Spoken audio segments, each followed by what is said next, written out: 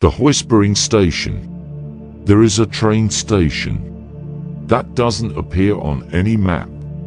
It's small, quiet, tucked behind hills that most people never climb. No trains stop there by day. No announcements echo through its halls.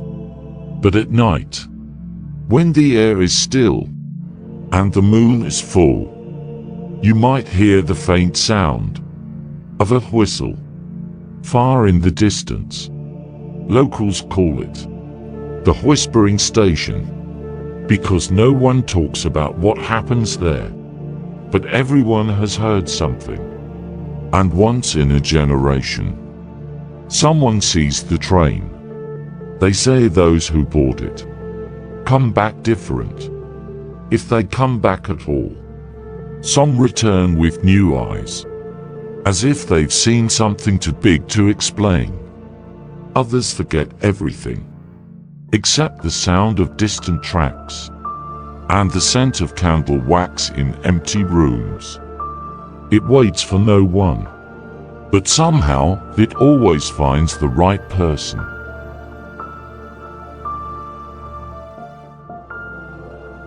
Elias and the timetable. Elias wasn't looking for anything. Not really. He lived alone, worked in a dusty bookstore, ate soup from cans, read poetry aloud to the silence of his apartment. His life was quiet. Too quiet. Sometimes he would stop while shelving books and forget what he was doing, as if a thread in his memory had slipped loose. And every night, he walked the same road, past the old train tracks, buried beneath wildflowers. No one spoke of them. No signs remained, but they pulsed with something ancient, as though they still remembered being used. One morning, beneath his door, he found something strange. A folded piece of yellowed paper. Old, smelled like dust and lavender. It was a timetable, but there were no locations. Only one line. Midnight, one passenger only. And below it, West Platform, Whispering Station. He laughed, then paused. He had never told anyone he lived near that place. And yet, it felt like the paper had been waiting for him. The night the train arrived. That night, Elias didn't sleep. At 11:45, he left his apartment. The air was colder than it should have been. He followed the old path, feet crunching leaves. Every step felt rehearsed, as if he'd done this before. Owls watched from crooked branches. The moonlight shimmered on the steel rails, rusty, yet still alive. At midnight, the wind stilled, and then a light, faint golden, growing larger. A train, old-fashioned, dark wood, brass details, lanterns flickering like stars. The sound it made wasn't metal on metal. It was more like a sigh. A memory exhaled. It didn't slow down. It didn't whistle. It simply stopped. One door opened. No conductor stepped out. No voice called his name.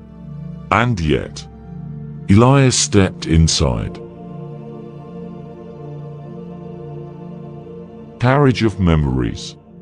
The air inside the train was warm, smelled like cedar and candle wax. The first carriage was filled with mirrors, but they didn't reflect Elias. They showed moments. His first birthday cake, his mother singing on a rainy day, a bookstore window where he first saw the poem that changed his life. Each mirror held a flicker of time, but none were frozen. They moved gently, like dreams floating in still water. The second carriage. Letters he'd written and never sent. Ideas never spoken aloud. Regrets, folded neatly like shirts in drawers. And in the corner, a journal with pages half erased, as if memories had tried to rewrite themselves. The third carriage. Silence. Just silence. And a single chair. Elias sat and waited for what he didn't know. But the silence spoke volumes. It sounded like endings and beginnings. The girl with the lantern. A soft knock on the door.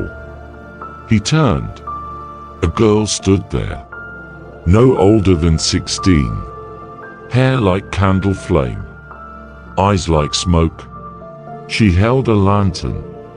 Inside it, a small clock, ticking backward. "You've boarded the memory line," she said. "Not many do." "Where does it go?" Elias asked. "Wherever you need it to." "Can I leave?" She smiled. "Not yet, there's still more to see." And with that, she opened the next door. Behind it, a soft blue glow. The window that looked back. This room had windows, but they didn't show the outside. They showed versions of himself. Elias if he had taken that job in Paris. Elias if he had called his brother that day. Elias if he had said yes instead of no. He stared at a version of himself, laughing at a dinner table surrounded by friends. He didn't remember that dinner, because it never happened. The girl whispered, "These are all the lives you almost lived." Elias looked at her. "Why are you showing me this?" She didn't answer, only held out a small, old ticket. It had his name and a date. Tomorrow. The window that looked back. This room had windows, but they didn't show the outside.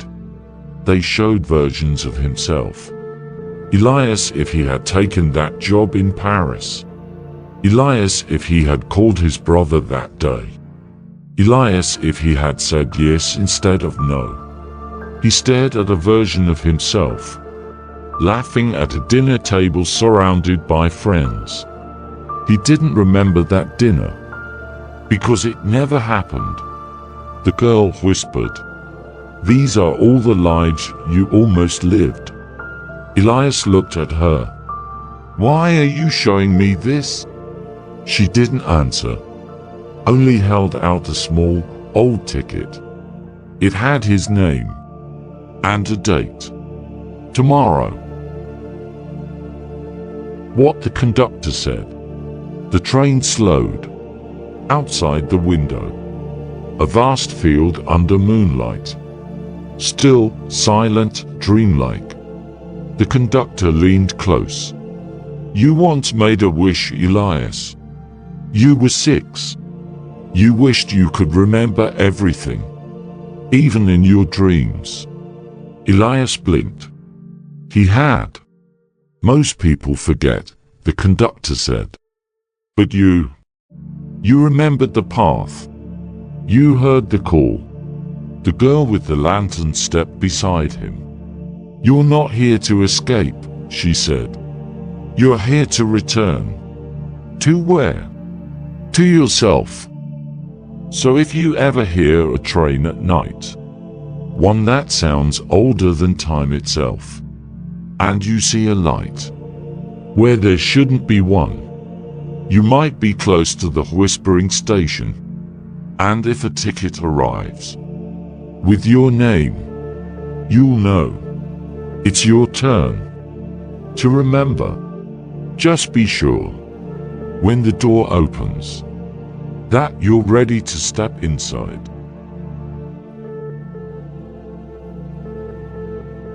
And now, if your mind feels quiet, let it stay that way. Let the echo of the tracks, the ticking lantern, and the whispering station fade gently into the night. Maybe Elias was just a dream. Maybe the train never existed. But if you ever hear a whistle past midnight, don't be so sure. There are places that remember you, even if you've forgotten them. Thank you for traveling with us tonight.